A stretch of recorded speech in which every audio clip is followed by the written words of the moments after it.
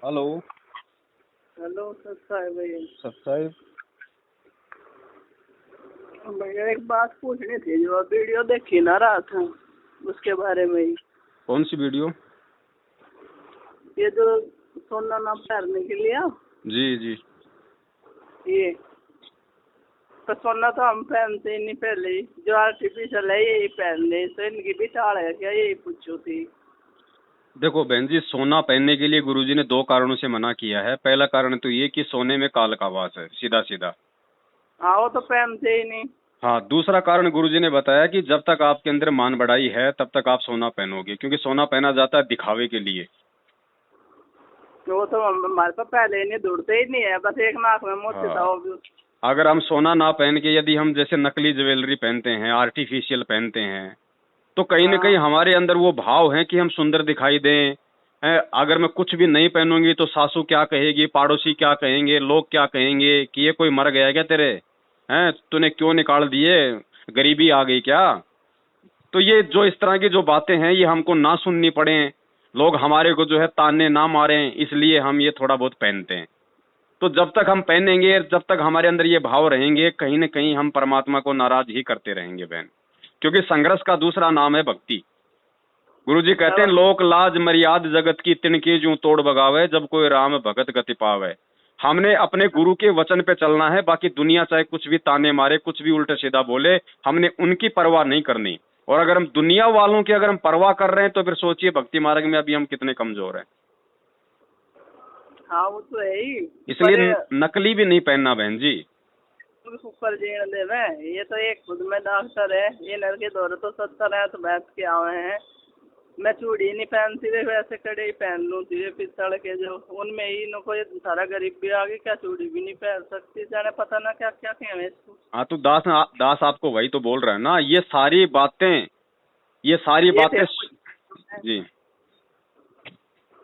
Train तक कैसे बचा जा, मैं तो बस इस बात को पूछना इनसे बहन चाहूँ। जी ज्ञान से बचा जाएगा। परमात्मा ने बोल तो दिया ना, कल को जब आपके घर में खाने को दाना नहीं होगा तो जो आज आपको ये बातें बोल रही है, क्या वो बोरी पटक के चली जाएगी? उससे पूछ लो पहले कि कल को मेरे कोई दिक्कत आ गई तो भैया तू मेरे परिवार को संभालेगी क्या? मेरे जो मुझे मांगने नहीं, वाले हैं, क्या क्या तू मेरा कर्जा उतार देगी क्या, जब तो मैं तेरी बात मानूं? कल इनको क्या ये हैं? मुफ्त है फिर। उनसे कहो कि कल को मैं बीमार हो गई, हॉस्पिटल में 5 लाख का बिल आएगा, तू भर दे, जब तो मैं तेरी बात मानूं। और अगर वो नहीं कर सकती ऐसा तो फिर आपको बताओ उनकी टेंशन हो रही है। ये ज्ञान की कमी है बहन, सत्संग ना सुन पाने की ये कमी है। जब तक हम पूरी तरीके से ज्ञान को नहीं समझेंगे, हम अपने गुरुदेव के मिशन को नहीं समझेंगे, अपने गुरुदेव के दिल के दर्द को नहीं समझेंगे, तब तक हम इन चीजों को नहीं छोड़ पाएंगे बहन। और जब तक नहीं छोड़ पाएंगे तब तक बहन जी हमारा दाव सतलोक जाने का नहीं लगेगा। जन्म से जन्म, जन्म दर जन्म होते रहेंगे। अब ये आपके ऊपर निर्भर है, आप इसी जन्म में अपना रोग कटवाना चाहते हो या और अपने जन्म बढ़ाना चाहते हो। दुनिया तो पता नहीं क्या क्या कहेगी बहन जी। अब हमें दुनिया के पीछे नहीं, हमें सतगुरु के पीछे चलना है। सतगुरु क्या कह रहा है? सतगुरु कह रहा है कि बेटा नहीं पहनना, इसको घर में भी नहीं रखना। और दुनिया कह रही है कि तुम क्यों नहीं पहन रहे। और यदि हम दुनिया की बातों को ज्यादा महत्व दे रहे हैं तो सोचो फिर हम सतगुरु के हम कितने नजदीक हैं, कितने हम दूर हैं। मैं तो दुनिया की मानती नहीं, यही मानना है दुनिया की, मजे साथ देखो बहन, मतलब। जिसको नहीं मानना है उसको मत मानने दो, लेकिन जिसके समझ में आ गई वो गुरुजी के वचन पे चलो।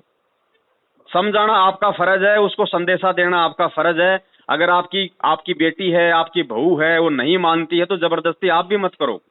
ये प्यार और प्रेम का मार्ग है। जब उसके संस्कार मजबूत होंगे, जब उसको ठोकरें लग लेंगी, जब उसको समझ में आ लेगा कि हाँ भाई रक्षा सोना करता है या रक्षा अपना सतगुरु करता है, तब भगवान नहीं करेंगे तो छोड़ देगी पहनना। उस समय अपने आप पहनना छोड़ देगी। अगर वो सोना पहन रही है तो इससे हमारे को कोई नुकसान नहीं है बहन। हमने नहीं पहनना। गुरुजी कहते हैं, कबीरा तेरी झोपड़ी गलकटियन के पास, जो करेगा सो भरेगा, तू क्यों भैया उदास। आप अगर दूध पी रही हो और आपके बेटे की बहू अगर जहर पी रही है तो जहर पीने वाली मरेगी ना, आपको क्या नुकसान है? वो तो अभी है नहीं जी, अभी तो हमारे बच्चे ही है। कोई भी दास एक एग्जाम्पल दे रहा है। अगर आपको समझ में आ गया तो आपने इन चीजों को छोड़ देना है। जिसने नहीं समझ में आया वो करता रहेगा, जब समझ में आएगी उस समय छोड़ देगा। जो ये वीडियो से देख के दो एक भगत था आसपास में न बताए, सब ने कर लिया, क्योंकि मैं गुरुद्रोही की वीडियो देख ली, इसलिए मेरा भी नामकरण हो गया, मैं भी उसमें शामिल हो गई। बहन जी उनको सीधा सीधा ये बोला करो कि अगर पवन दास अगर गुरुद्रोही है और उसके वीडियो देखने से अगर नामखंड हो गया तो भैया सरकार ने गुरुजी को भी देशद्रोही साबित कर रखा है, तो फिर तुम देशद्रोही के सत्संग क्यों सुनते हो? हाँ नहीं देखो मैं मगर चलो ठीक है, तेरी समझ की बात है वह। सीधा बोलो बहन जी, मुंह पे बोलो भाई। जिस प्रकार सरकार है, जिस प्रकार भारत सरकार, हरियाणा सरकार हमारे पूज्य गुरुदेव संत रामपाल जी महाराज जी के ऊपर झूठा देशद्रोह का मुकदमा लगा के आज 7 साल हो गई, एक भी सबूत पेश नहीं कर पा रही कि वास्तव में वो देशद्रोही है क्या। ठीक यही स्थिति ये संगत वाले, ये सतलोक आश्रम मैनेजमेंट वाले 7 साल से हमारे को गुरुद्रोही बना रखा है, लेकिन क्या आज तक ये लोग एक भी ऐसा कोई सबूत पेश कर पाए जो ये साबित कर दे कि पवन दास गुरुद्रोही है? नहीं मैं तो कुछ नहीं जानता ना किसी का। हाँ तो भगत जी इनको बहन जी इनको कहने दो, इनके कहने से कुछ नहीं होगा। ये कल को कह देंगे कि पवन दास प्रधानमंत्री, पवन दास राष्ट्रपति, मेरे को कौन दिल्ली में बैठा देगा पार्लियामेंट में? इनकी जुबान की कोई औकात नहीं है बहन जी, ये जो मर्जी बोलते रहे। हमें अपने परमात्मा के विधान अनुसार चलना है, परमात्मा के वचन पे चलना है, परमात्मा के अनुसार चलना है। दुनिया क्या भोग रही है, दुनिया क्या बोल रही है, भगत क्या भोग रहे हैं, क्या बोल रहे हैं, उसको मत सुनो। भोंकने वाला जो भगत है वो आपके गुरु के ज्ञान आधार से भोंक रहा है या नहीं, वो देखो। अरे एक बात भगत जी, अगर ये ना मानने तो क्या आर्टिफिशियल पहन सके हल्के फुल्का कोई कुछ? देखो बहन ये दास ने आपको बता दिया ना, जबरदस्ती तो परमात्मा भी नहीं करेगा, चाहे आप सोना क्यों ना पहनो। ये तो आपके अपने ज्ञान आधार के ऊपर निर्भर है कि आप कितना आप इस ज्ञान को समझ पाई हैं। मैं तो मना करूं, ये तो लट लेगा बाजे, मैं तो अकेली रहेगी ना घर में। कोई बात नहीं, जैसे ही आपको परमात्मा प्रेरणा करें आप गुरुजी को दंडवत प्रणाम करो। दंडवत प्रणाम करने के बाद में जैसे ही आपको अंदर से प्रेरणा हो कि भाई मुझे पहनना है या नहीं पहनना है, या मुझे नकली पहनना है असली पहनना है, जैसे ही आपको अंदर से प्रेरणा हो, क्योंकि वो सतगुरु का आदेश होगा वो प्रेरणा, ध्यान रखना, क्योंकि आप सत्य भक्ति कर रही हैं और सतगुरु की प्रेरणा ही उनका जो है वो आदेश होता है। तो गुरु जी उसे आप हृदय से आप ये दंड आप जो है ये प्रार्थना करो, मालिक को दंड प्रणाम करो कि परमात्मा दासी का मार्गदर्शन करो, परमात्मा मुझे ऐसी स्थिति में क्या करना चाहिए। तो उस समय जैसा परमात्मा आपको जो प्रेरणा करें बहन जी, उसी अनुसार फिर आपने वो काम करना है। एक समस्या हो रहा है, जैसे कि कोई घर में कुछ बनाने वाला नहीं, अकेली में ही हूँ यहाँ से, तो त्योहार हो गए मेरे पे बनवाया खाना तो ये। हाँ कोई दिक्कत नहीं बहन जी, चाहे होली हो, दिवाली हो, तीज हो, त्योहार हो, खाना वो जैसा कहें आप उनको बना के दे दो। खाली मांस मिट्टी वगैरह नहीं बना के देनी है, बाकी चाहे उनको रसगुल्ले बना के दो, कोई दिक्कत नहीं है। आपका इसमें क्या जा रहा है? आप भाई बाकी दिन भी तो खाना बनाती हो, आप तो अपना बाकी दिन का समझ के बनाओ ना। आपको तो जो जैसा राशन ला के दे देगा आप तो वैसा ही बनाओगी। इनसे पूछा था ना, ये जो ये नामदान के अंदर खोल रहे क्या लगे नहीं खाना है, ये नहीं करना है, मगर वो तो मुझे लठ मार के घर से बाहर ना ना ना ना ना ऐसा नहीं होता है बहन जी, क्योंकि आज हम ऐसे समाज में रह रहे हैं, गुरुजी का ज्ञान थोड़ा कम है, लोग सांसारिक रीति रिवाजों में ज्यादा है, तो भगत को बहुत कुछ सोच समझ के चलना पड़ेगा अभी। तो ऐसी कोई स्थिति नहीं है। होली दिवाली सकरात पे जैसे वो तुम्हारे को लाडू जलेबी जो भी बनाने के लिए कहें आप बना दो, लेकिन ध्यान रखना हमने वो जो है मतलब भोग नहीं लगाना उनको, लक्ष्मी जी को, गणेश जी को, होली को, माता को हमने भोग भाग नहीं लगाना, हमने खाली खाना बना के दे देना है। और हमने जो खाना है ना, तो हमने जो हमारा जो खाना है हमने पहले साइड में निकाल लेना है, ठीक है? हाँ बाकी वो अपना भोग लगाते रहेंगे, अपना खाते रहेंगे, अपने को कोई मतलब नहीं है उससे। तो बहुत सारी चीजें हैं जो हमने ज्ञान आधार को मतलब सामने रख के हमारे को मतलब जो है वो बच के चलना है।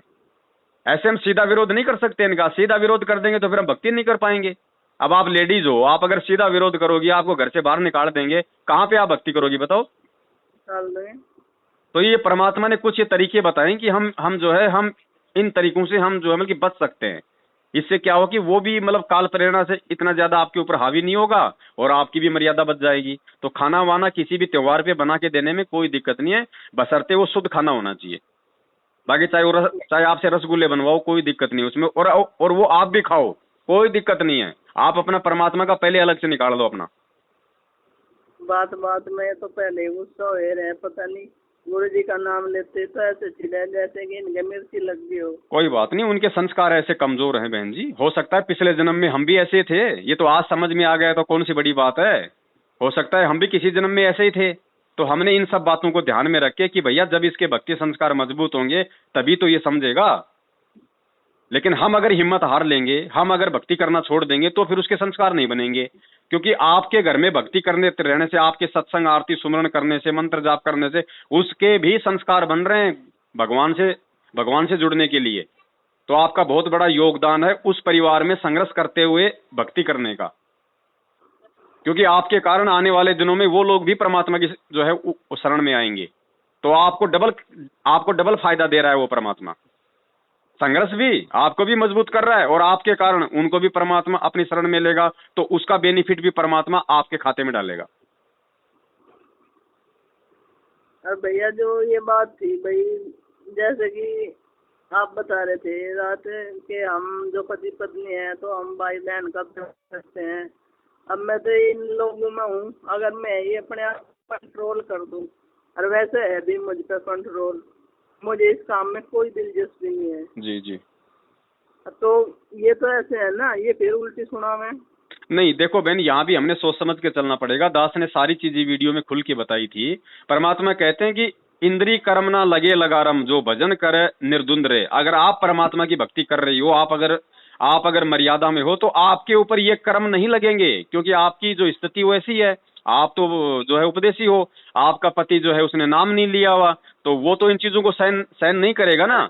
लेकिन आपकी तो जो है शारीरिक संबंध बनाने की वो बिल्कुल भी इच्छा नहीं है। और फिर भी यदि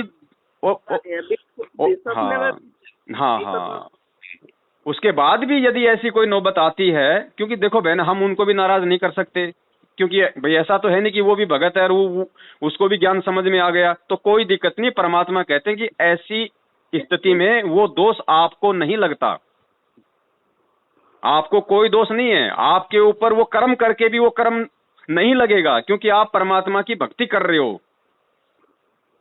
मालिक अपनी वाणी में यही तो समझा रहे हैं ना कि इंद्री कर्म ना लगे लगारम, जो भजन करे निर्द्वंद रहे। ऐसी स्थिति में बहन जी आपको कोई दोष नहीं है, कोई दिक्कत नहीं है आपको शारीरिक संबंध बनाने में अपने उपदेशी पति के साथ, कोई दिक्कत नहीं है। ऐसे आप अपना ध्यान अपने परमात्मा में रखो बस।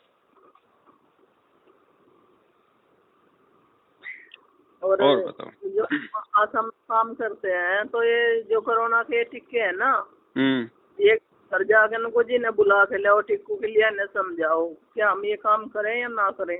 आप क्या काम करती हो? हमें जन सेवा करने लगा रखे, जो जच्चा बच्चा सुरक्षा की उसमें मात्र मृत्यु दर कम करने के उसमें लगा रखे, तो सारा ही काम धीरे धीरे हमारे पे सौंप दिया ये सब। अब यो बहन जी सौंपा इसलिए जा रहा है ना, क्योंकि काल ने बुरी तरीके से हमारे को फांस रखा है ना। हाँ, हमारे को बेड़ियों में जकड़ रखा है ना। अब ये देखो बहन जी, ये दो बातें हैं। देखो अगर देखो हम कैसे ले आवे, मैं समझ सकता हूँ बहन जी आपकी जो परिस्थितियां हैं, लेकिन यहाँ पे बहन जी दो रास्ते हैं। पहला रास्ता है तो बहन जी ज्ञान समझ में आने का। अगर आपकी जगह मैं होता और आज मेरे पे जिस प्रकार से परमात्मा ने ज्ञान की जो दया की हुई है, तो मैं तो स्पष्ट, चाहे नौकरी छोड़नी पड़े चाहे जो मर्जी छोड़नी पड़े, मैं तो उन चीजों को बिल्कुल भी हाथ नहीं लगाता, कोई संदेशा नहीं देता। दूसरा चीज ये है बहन जी कि आप इन चीजों को किस तरीके से आप जी हैंडल करती हो परमात्मा के ज्ञान आधार से, तो ये फिर आपके ऊपर निर्भर करता है, क्योंकि वो आपकी एक मतलब मजबूरी सी हो गई। फिर भी मैं आपसे यही कहूंगा कि आप उस परमात्मा को दंडवत प्रणाम करके परमात्मा से आप इस चीज का समाधान मांगिए। जैसी आपको परमात्मा अंदर से आपको प्रेरणा करे, हो सकता है आपको परमात्मा इतनी हिम्मत दे दे कि आप उस चीज को जो हम लोग सामना कर लो, या फिर आपको ऐसा लगे कि जी भाई कोई दिक्कत नहीं भैया, ये मेरी मजबूरी है और चलो कोई दिक्कत नहीं, मैं टीका नहीं लगाऊंगी, लेकिन कम से कम भाई मेरी नौकरी है, भाई रोजी रोटी का और कोई साधन है नहीं, तो क्या करूं। तो ऐसी स्थिति में फिर जैसी आपको परमात्मा प्रेरणा करे, फिर आप जी वैसा कीजिए। नौकरी तो मैंने 2015 में छोड़ दी थी, जब मैं घर चली गई थी। तारीख पे ना बतेरे हंगामे खड़े हुए, और मेरी परिस्थिति ऐसी, जब मैं गुरु जी का नाम सुनूं तो मैं तो सोचूं अगले ने कहीं मैं पीछे न रह जाऊं। मैं इस काम कतई पीछे रहना नहीं चाहती, मैं इस काम में हमेशा सचेत रहना चाहूँ। तो ये देख लो, तो मैंने जीते ही छोड़ रखी है। तो हाँ, तो जब नौकरी छोड़ रखी है तो फिर हमें क्यों जाना, फिर क्यों बताना फिर जा जाके। आपको कुछ पेंशन वांसन मिलती है क्या, कोई पैसा मिलता है क्या सरकार से? अभी सरकार से तो जी काम का ही पैसा मिला है, वैसे मैं तो हूँ अनपढ़ी। तो कितना पैसा मिलता है? ज्यादा ज्यादा 2500 रुपये या 3000 रुपये महीने में। काम अरे इतना घना। बहन जी ठोकर मारो ना, ठोकर मारो ना बहन जी। मैं तो मार रखी, ये तो नहीं मानते, ये तो मुझे चिपकाए रखे हैं, मैं तो नहीं कह दूँ तो कोई बात नहीं बहन जी, फिर ये मजबूरी होती है, मजबूरी में आप अपना करते रहो। आपकी कोई इच्छा तो है नहीं वो काम करने की, वो एक मजबूरी सी हो गई। तो तो 2015 उसमें फिर कोई ऐसी कोई दिक्कत नहीं होती है, कोई दिक्कत नहीं है। परमात्मा को दंडवत करके मालिक से ही प्रार्थना करो, जैसी परमात्मा प्रेरणा करें फिर आप जी वैसा करो। अन्यथा जो एक रास्ता है परमात्मा का वो तो यही है कि मर्यादाओं में चाहे माँ बाप सामने आ जाए, चाहे रिश्तेदार सामने आ जाए, चाहे नौकरी सामने आ जाए, 2 मिनट में बिना सोचे समझे ठोकर मार देनी है। मैन तो है मालिक का मार्ग ये मीरा वाला। बाकी तो बहन जी सबके अपने अपने ज्ञान आधार के ऊपर है कि कौन कैसा क्या करता है। हाँ वो तो है ही। हाँ चलो बहन, अभी आज संडे है, संडे को परमात्मा रोजाना थोड़ा सा हलवा राम बनवा के भोग की आरती करवाते हैं, तो अभी टाइम हो गया है। अच्छा हाँ ठीक है। ठीक ठीक है बहन, सत साहिब। अच्छा।